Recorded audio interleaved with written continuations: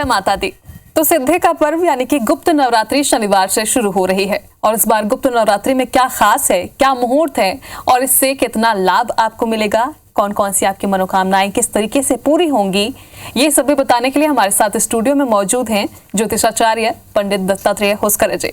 तो पंडित जी बहुत बहुत स्वागत है आपका हमारे इस खास प्रोग्राम में। तो पंडित जी बहुत से ऐसे लोग हैं जिन्हें गुप्त नवरात्रि के बारे में जानकारी नहीं रहती कि आखिर गुप्त नवरात्रि होती क्या है। तो सबसे पहले तो आप ये बताइए कि गुप्त नवरात्रि क्या है और इसकी क्या महत्ता है। जी शास्त्रों में ये प्रावधान बताया गया है कि वर्ष भर में 4 बार आप दैविक शक्तियों की आराधना कर सकते हैं। हम सभी जानते हैं कि 2 नवरात्रियां तो होती हैं, एक जो है चैत्र नवरात्रि होती है और एक आश्विन मास की नवरात्रि होती है। हम सभी जानते हैं ये सांसारिक लोगों के लिए होती है विशेष रूप से, और सभी इस नवरात्रि में, इन 2 नवरात्रियों में देवी की आराधना करते हैं। लेकिन इसके अलावा 2 गुप्त नवरात्रियों का उल्लेख भी है। एक माघ मास की नवरात्रि है और एक आषाढ़ मास की नवरात्रि है। ये जो नवरात्रि है आषाढ़ मास की नवरात्रि, जिसका हम अभी उल्लेख करने जा रहे हैं, विशेष रूप से माघ मास की और आषाढ़ मास की नवरात्रियों में विशेष सिद्धियां अर्जित की जा सकती हैं। महत्वपूर्ण समस्याओं के समाधानों की खोज की जा सकती है। स्वयं को जो है आत्म तत्व से विभूषित किया जा सकता है, स्वयं को और उन्नत किया जा सकता है, जिससे आने वाली दूसरी अन्य नवरात्रियों में और अच्छे से आप पूजन कर सकें, माता का आशीर्वाद प्राप्त कर सकें और जीवन में प्रगति प्राप्त कर सकें। इस तरह से ये जो गुप्त नवरात्रि है जिसका हम आज उल्लेख करने जा रहे हैं बहुत महत्वपूर्ण है। इस नवरात्रि में यदि माँ आदि शक्ति की 10 महाविद्याओं की आराधना की जाए तो जीवन में जो है आदि दैहिक देह से संबंधित, आदि दैविक कोप से संबंधित और आदि भौतिक यानी कि सांसारिक लाभ यानी कि धन संबंधी लाभ इत्यादि जो है अर्जित किया जा सकता है। तो पंडित जी इस बार क्या विशेष मुहूर्त है? जी देखिए, सबसे महत्वपूर्ण बात तो यह है कि ये जो नवरात्रि पड़ रही है आषाढ़ मास की नवरात्रि, ये विशेष नवरात्रि इसीलिए बन गई है क्योंकि ये नवरात्रि 500 वर्षों बाद पड़ रही है, ऐसी नवरात्रि। अब इसमें क्या क्या है विशेष रूप से इसकी चर्चा करना आवश्यक है। सबसे महत्वपूर्ण बात तो यह है कि ये नवरात्रि 9 दिन की न होकर 10 दिन की है। क्यों? क्योंकि तृतीया तिथि 2 दिन पड़ रही है। इसमें बहुत कम ऐसा होता है कि तृतीया तिथि 2 दिन पड़े और नवरात्रि 10 दिन की हो जाए, ये एक विशेष योग है। दूसरा, त्रियोग पड़ रहा है इस बार, यानी कि छत्र योग पहला, दूसरा त्रिपुष्कर योग और तीसरा श्रीवत्स योग। छत्र योग यानी कि वे लोग जिनके घर नहीं बन रहे हैं, छत्र यानी कि छत, जिन लोग के घर नहीं बन रहे हैं, जो घर बनाने की आस लिए बैठे हैं, वो इस नवरात्रि में लाभ ले सकते हैं। अब दूसरा त्रिपुष्कर योग, मैंने आपको प्रारंभ में ही बताया कि आदि दैहिक, आदि दैविक और आदि भौतिक 3 तरह के लाभ आप इसमें अर्जित कर सकते हैं, यही त्रिपुष्कर योग है। तीसरा श्रीवत्स योग है। श्रीवत्स मतलब भगवान विष्णु से संबंधित योग, यानी कि जीवन में जो भी कल्याणकारी तत्व हैं वो आप प्राप्त कर सकते हैं इस नवरात्रि में पूजा करके। यही इस नवरात्रि का विशेष योग है। तो पंडित जी गुप्त नवरात्रि में 10 महाविद्याओं की किस तरह से पूजा अर्चना की जाए ताकि श्रद्धालुओं के लिए वो बेहद कारगर हो? जी देखिए, महत्वपूर्ण बात यह है कि 10 महाविद्याएं हैं विशेष रूप से जो शास्त्रों में उल्लेख है, हालांकि है सभी के लिए कि 10 महाविद्याओं का पूजन सभी कर सकते हैं, किसी तरह से कोई दिक्कत नहीं है। लेकिन इसको गुप्त नवरात्रि इसीलिए कहा गया है क्योंकि ये गोपनीय तत्व हैं। जो भी व्यक्ति साधना करना चाहता है शक्ति की, उसके लिए ये विशेष अवसर होता है। और 10 महाविद्याएं जैसे मैं आपको बता दूं, पहली देवी जो है माँ काली है, दूसरी है तारा देवी, तीसरी है त्रिपुर सुंदरी, चौथी है भुवनेश्वरी, 5वीं है माता छिन्नमस्ता, उसके बाद त्रिपुर भैरवी, उसके बाद माँ धूमावती, माँ बगलामुखी और मातंगी और माँ कमला। ये जो 10 महाविद्या है, इनकी यदि सिद्धि 10 दिनों में, मैं आपको बता रहा हूं किस ढंग से उपाय किया जाता है। यदि 10 दिनों में 6 तारीख के पश्चात 10 दिनों में यदि आपने इन 10 महाविद्याओं की पूजा कर ली तो जीवन में जो है, जो भी कष्ट से आप गुजर रहे हैं, उनसे मुक्ति का मार्ग जो है वो प्रशस्त हो जाएगा। अब ये 10 महाविद्याओं की पूजा कैसे करनी है, जैसे मैं आपको बता दूं, पहली देवी कालिका देवी है। कालिका देवी की आराधना करने से काल सर्प दोष दूर होता है। मांगलिक दोष, विशेष दोष है शादी के लिए, विवाह के लिए, ये दोष दूर होता है। मृत्यु का यदि भय है, रोगग्रस्त हैं, बहुत ज्यादा बेड रिडन लोग हैं, उनके लिए माँ काली की आराधना करना चाहिए। और सभी बाधाओं से मुक्ति के लिए यदि ये आराधना करें, मैं आपको सिंपल सा मंत्र बता रहा हूं। ये मंत्र का जाप आपको प्रतिदिन कम से कम 20 मिनट करना है। इस मंत्र का जाप करें। मंत्र है क्रीम ह्रीम हूम दक्षिणे कालिके स्वाहा। इस मंत्र का जाप कर लें 20 मिनट प्रतिदिन, लाल पुष्प चढ़ा के। देवी की प्रतिमा नहीं है, फोटो नहीं है, कोई बात नहीं, आप एक लाल पुष्प अर्पित कीजिए देवी जी के नाम से और इस मंत्र का जाप कर लीजिए, अवश्य लाभ होगा। दूसरी देवी है तारा देवी। बौद्धिक योग्यता में यदि आपको बाढ़ लानी है, जैसे बहुत सारे बच्चे आजकल शिशु जो जन्म ले रहे हैं उनमें ऑटिज्म की प्रॉब्लम आ रही है। ऑटिज्म यानी कि मानसिक दक्षता में कमी। यदि आप मां तारा की आराधना करते हैं तो ये दोष से मुक्त हो सकते हैं, बौद्धिक क्षमता में वृद्धि हो सकती, उच्च शिक्षा की प्राप्ति आप कर सकते हैं। इस माता का जो मंत्र है वही 20 मिनट करना है, लाल पुष्प अर्पित करके। ओम ह्रीम स्त्रीम हुम फट, इस मंत्र का यदि आप जाप 20 मिनट कर लेते हैं, निश्चित रूप से लाभ होगा। तीसरी देवी है त्रिपुर सुंदरी। व्यक्तित्व विकास के लिए, स्वस्थ शरीर के लिए और सुंदर शरीर के लिए, जो सुंदरता प्राप्त करना चाहते हैं, जैसे किसी मीडिया से रिलेटेड हैं या अन्य किसी क्षेत्र से रिलेटेड हैं, मॉडलिंग करना चाहते हैं, यदि सुंदर शरीर, सुंदर चेहरा प्राप्त करना चाहते हैं तो मां त्रिपुर सुंदरी का जाप करें, निश्चित रूप से आपको लाभ होगा। वही मंत्र 20 मिनट आपको करना है। मंत्र मैं बता देता हूं। मंत्र है ओम ऐम ह्रीम श्रीम त्रिपुर सुंदर्यै नमः। 20 मिनट जाप करें लाल पुष्प अर्पित करके। अब मैं बता रहा हूं, चौथी देवी हैं भुवनेश्वरी देवी। भुवनेश्वरी देवी जो हैं वो सभी सिद्धियों को प्राप्त कराने वाली हैं, आर्थिक स्थिति को मजबूत करने वाली हैं। भूमि, वाहन, समस्त ऐश्वर्यों के प्राप्ति के लिए जो है मां भुवनेश्वरी की आराधना यदि आप करेंगे तो निश्चित रूप से लाभ होगा। मंत्र है ओम ह्रीम भुवनेश्वरी ह्रीम नमः। इस मंत्र का यदि आप जाप करेंगे 20 मिनट लाल पुष्प अर्पित करके लाभ होगा। मां छिन्नमस्ता 5वीं देवी हैं। दिखने में आपको देखेंगे यदि तो डर लगेगा थोड़ा सा, क्योंकि छिन्न मस्तक को धारण की हुई हैं वो, लेकिन ममतामयी हैं। यदि आप इनकी आराधना करेंगे निश्चित रूप से आपको सफलता मिलेगी। करियर में सफलता के लिए, पदोन्नति के लिए, रोजगार प्राप्ति के लिए मां छिन्नमस्ता की आराधना इस गुप्त नवरात्रि में आप कर सकते हैं। मंत्र है ओम श्रीम ह्रीम ऐम वज्र वैरोवन्यई ह्रीम फट स्वाहा। इस मंत्र का जाप 20 मिनट कीजिए। रोजगार की आसक्ति है, यदि रोजगार नहीं मिल रहा है तो निश्चित रूप से लाभ होगा। बात करते हैं मां त्रिपुर भैरवी की, जो कि 6वीं देवी हैं।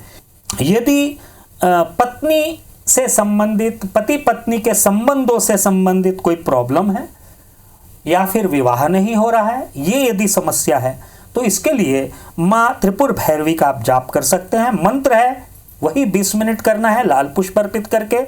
ओम ह्रीम भैरवी क्लौम ह्रीम स्वाहा। इस मंत्र का जाप यदि आप करेंगे निश्चित रूप से लाभ होगा। मां धूमावती की चर्चा कर लें, 7वीं देवी हैं। यदि अज्ञात भय आपको हो रहा है, कोई बाहरी बाधा लगती है, किसी तरह से मानसिक विक्षेप से आप होके गुजर रहे हैं, तो मां धूमावती की आराधना कर सकते हैं। लाल पुष्प अर्पित करें, धूप जला दें, अच्छा धूप जला दें और मां धूमावती जी के ये मंत्र का जाप करें। ओम धूम धूम धूमावती दिव्यै स्वाहा। इस मंत्र का जाप कर ले, लाभ होगा। अब 8वीं देवी की चर्चा करते हैं, जो कि मां बगुलामुखी है, जिनकी की बहुत चर्चा होती है आजकल।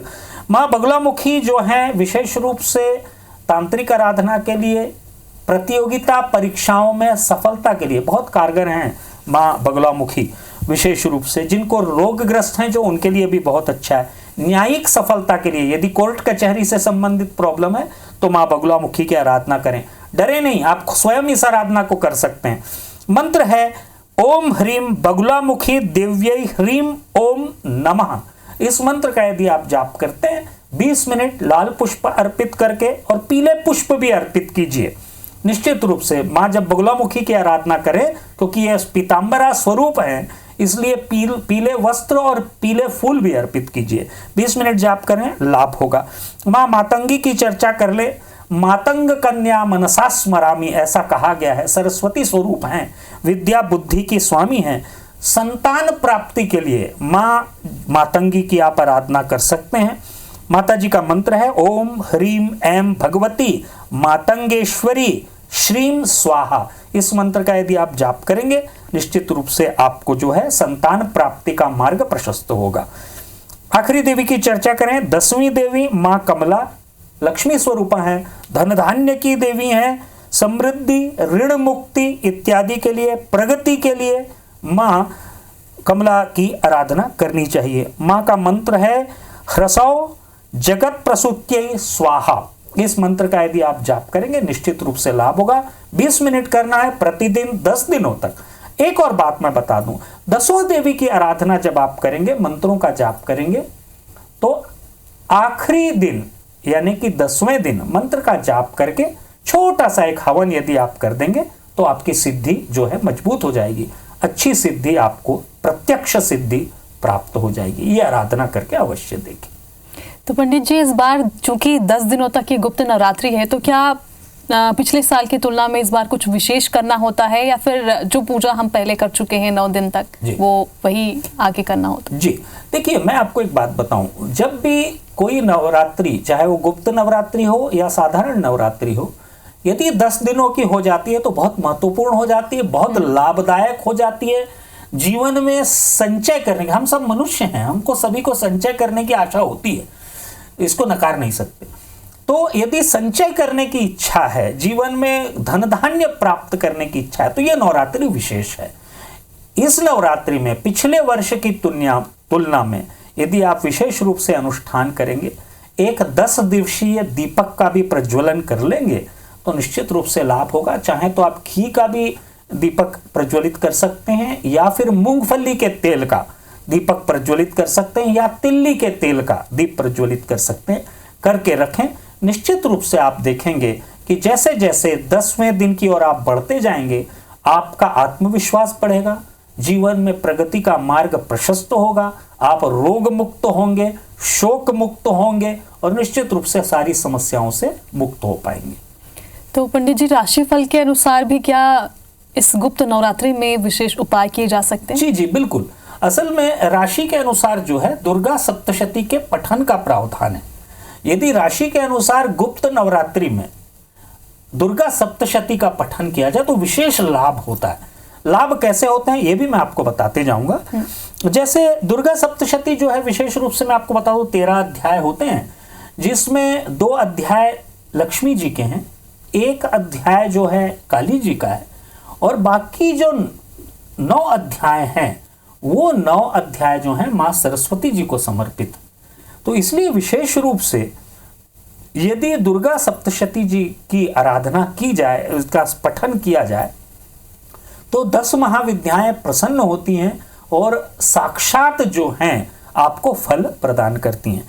मैं राशि के अनुसार बता देता हूं। मेष राशि के यदि आप जातक हैं तो मंगल प्रधान हैं, और विशेष रूप से जो हैं केतु, शुक्र और सूर्य से आप प्रभावित रहते हैं।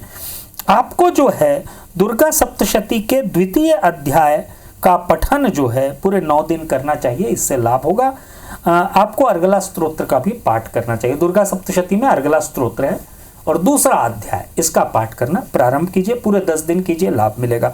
मिथुन राशि, बुध प्रधान हैं आप, यदि मिथुन राशि के जातक हैं, आपको मंगल, राहु और गुरु प्रभावित करते हैं। बहुत महत्वाकांक्षी होते हैं मिथुन राशि के जातक। और विशेष रूप से मैं आपको बता दूं कि यदि आप समस्याओं के समाधान के लिए 5वें अध्याय का 7वें अध्याय का पठन करते हैं तो निश्चित रूप से आपको लाभ होगा।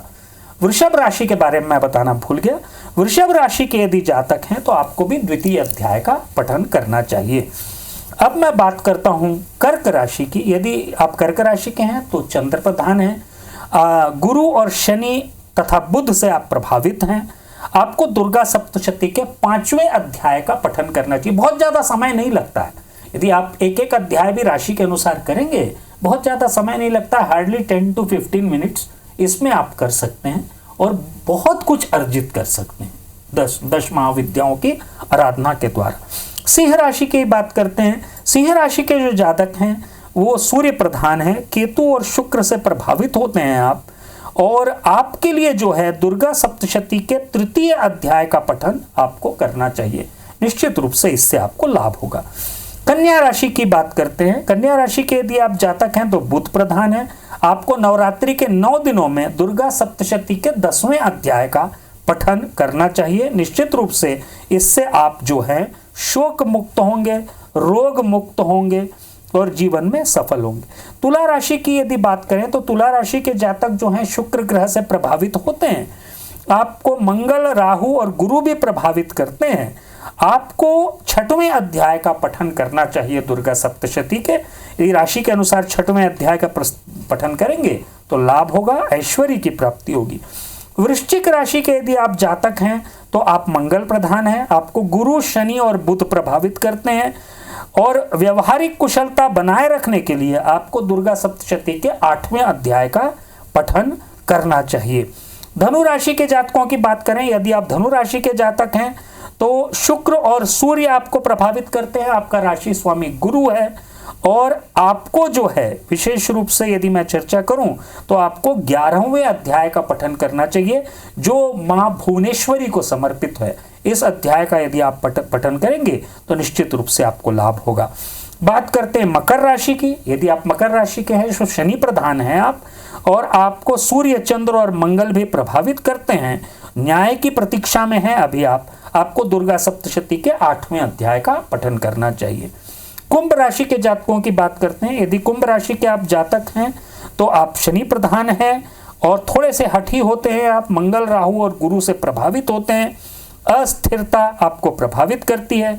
आपको दुर्गा सप्तशती के 4th अध्याय का पठन करना चाहिए जिसमें देवी जी की स्तुति है। यदि ये आप पठन करेंगे निश्चित रूप से आपको अच्छा प्रभाव देखने को मिलेगा। आखिरी राशि की चर्चा करते हैं, मीन राशि। यदि आप मीन राशि के हैं तो गुरु प्रधान है, आपको शनि तथा बुध प्रभावित करते हैं। आपको दुर्गा सप्तशती के 9वें अध्याय का पठन करना चाहिए।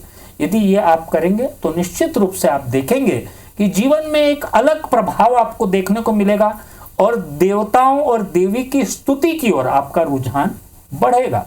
एक और बात मैं आपको कहना चाहता हूं, जब आप दुर्गा सप्तशती का पाठ करें तो कवच यानी कि देवी कवच, अर्गला और कीलक स्तोत्र, इसका भी यदि पाठ आप प्रतिदिन कर लेते हैं सिद्ध कुंजिका स्तोत्र के साथ तो आपको लाभ होगा। और जीवन में यदि राजनैतिक सफलता प्राप्त करना चाहते हैं, प्रभाव बढ़ाना चाहते हैं, तो आपको 3 जो है रहस्य हैं, प्रधानिकम रहस्यम और वैकृतिकम रहस्यम, इसमें 2 रहस्य बहुत महत्वपूर्ण है। यदि तीनों रहस्यों का पाठ आप ये 10 दिनों में कर लेते हैं तो निश्चित रूप से आपका व्यक्तित्व जो है बढ़ेगा, उसका विकास होगा।